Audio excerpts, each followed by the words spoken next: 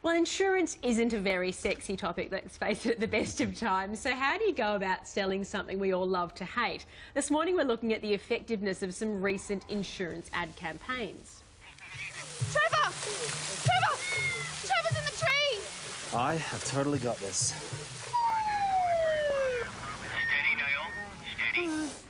And of course, everyone knows this one. Save on car insurance with A little Redfoot rolls with Redfoot. Advertising experts Dee Madigan and Dan Gregory join us now. Good morning, guys. Morning. Morning.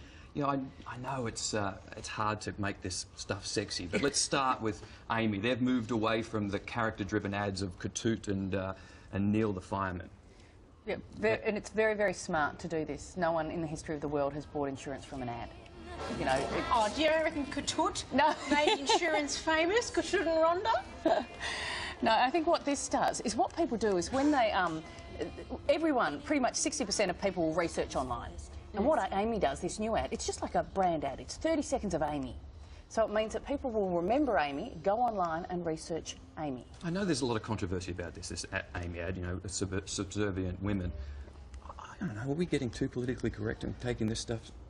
Well, no, not really, because insurance is really selling reassurance. And what this ad is doing is every time you've got a problem, this nice person's going to show up and fix it, and that's kind of what you want from insurance. I actually feel sorry for the Amy girl, though.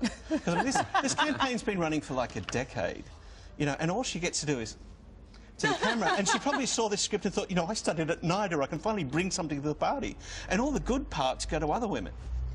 The thing with Amy, though, what they've been clever with, they've kept Amy the whole time. Yeah. And I feel like that's been sort of something that's tied all the ad campaigns, no matter what they do together. Does that work? That's exactly what it's about. If they could have got away with a 30-second ad just sitting on their logo, Amy, they would have. This is actually the next best thing to it. And she's a mnemonic device, so she shows up on the brochures, on the posters, so she connects all the different pieces of the campaign. Good on you, Amy, for getting out from behind the desk. Look, let's move on to Vogue, taking a different direction this month, featuring Zoolander on the front cover. This is hilarious, and obviously a very well-executed publicity stunt by the magazine, Dan.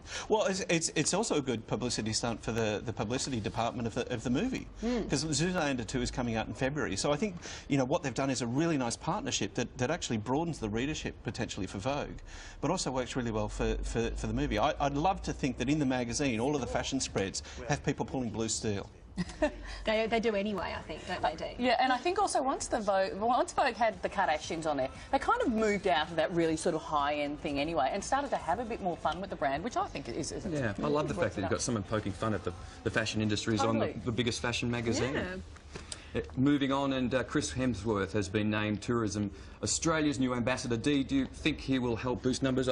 I will watch. I will watch every ad that he's in. I'm happy that if all the Americans think that we all look like Chris Hemsworth. See, I think that's a problem. It's an over-promise. Because I work in the United States a lot, and I'm the same age as Hugh Jackman, and I always, whenever I'm in the US, people look at me like, oh. But the thing is, they're going to have paparazzi following them anyway. In a sense, it's now going to be working for Australian tourism. Rolling ad. Particularly if his brother keeps dating Marley. I feel what's great about this, though, it takes someone who's obviously proudly Australian, who looks kind of like that sun-kissed Australian, but everyone knows him already, as opposed to some other campaigns, like the Bingle campaign, where they had to introduce a new person, you know, to audiences. And he lives in Byron. And he surfs, so he's kind of the real deal. He's got lots of muscles. I'm going to watch every single one of his ads. Over and over Works, again. works, and works, not the I think. only It's one. his integrity. Yeah, it's integrity. I love watching his integrity. Maybe we can get together for a viewing party. Oh, calm down.